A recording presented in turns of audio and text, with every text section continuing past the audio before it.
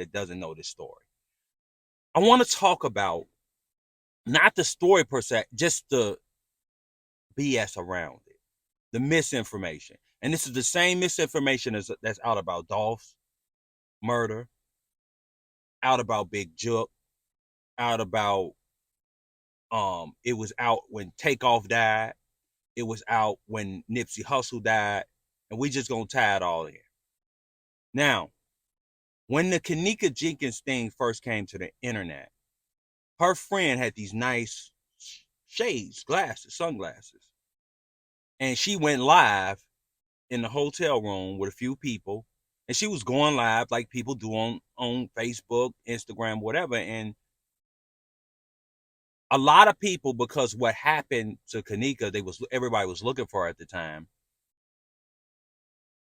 They said that this girl in her sunglasses, you could see something bad happening to Kenneka, her being assaulted by some men, or young men in the room, and her friends was just watching. So a lot of grown women, we got to call this out, went online threatening this young girl. This girl like 19, 20 years. These are very, very young ladies. Threatening this girl, threatening her other friend, running them off social media, dragging these women, these young ladies' name through the mud because they believe something happened, and none of them were there. They didn't sit back and wait for the facts. So once that was debunked, they started something else. But before that happened, the police did a press conference when they said they want to solve this case, but it's so much misinformation on social media. Because at first it was the friends left, and they did something to her. Some dudes did something to her, and the friends let it happen. Her friend was watching on live. Once that was debunked, nobody said, hey, we were wrong. Let's apologize to this young lady. We messed up her life. Let's do something right in this situation. No, they moved to the next thing. And the next thing was human trafficking, organ trafficking or something. They stealing the organs. You telling me that a young lady from the west side of Chicago go to a hotel party, which I did when I was a young guy, with her friends to kick it with young men, everybody having a fun, that the organ trafficking people was in the hotel waiting on her? Like, when y'all speak about this stuff, do y'all think about this stuff? Think about it. What do you think and say, man, that sounds stupid? That's worse than a Tubi movie. The plot is worse than Tubi. Do y'all think about it? So it was an individual who's a YouTuber and a few YouTubers who kept on making videos about organ trafficking and human trafficking. And they were a clerk, a man that was working at the hotel. They were putting out his information, and they was treating him like a suspect. So it went from the friends upstairs to him, this man is a suspect. And they even made videos to say he'd fled the country and all of this stuff. Come to find out, Kenneka got drunk. It's hot up there. It's a party. And a lot of times, if you consumed a lot of alcohol, you will know this to be true.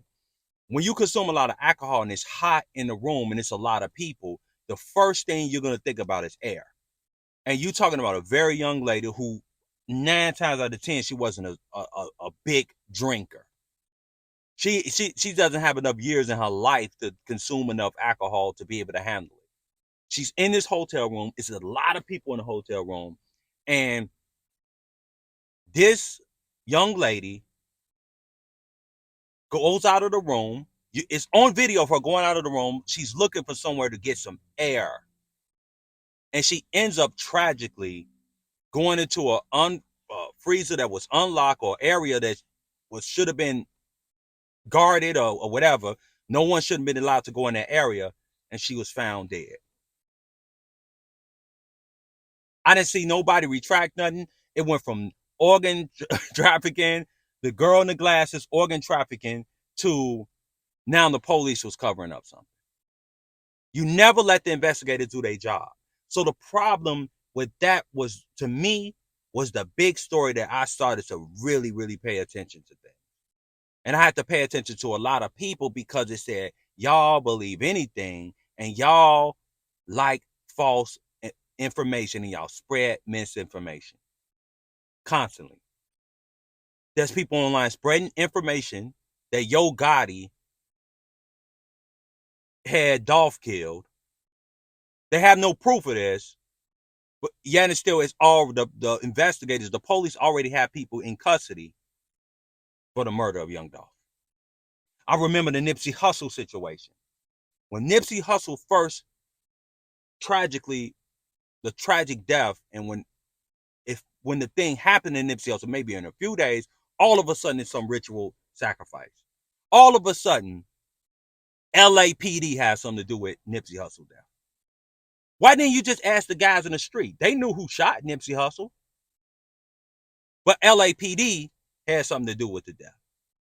It was because Dr. Sebi, he spoke about Dr. Sebi, the Illuminati came for, because he was speaking about Dr. Sebi. What? Think about how foolish that sounds. Then when you get the suspect in custody, a known gang member, right? A known criminal, OJ, the guy who's the prosecutor, Christopher Darden, becomes his lawyer. Now that's the Illuminati is protecting this guy. What?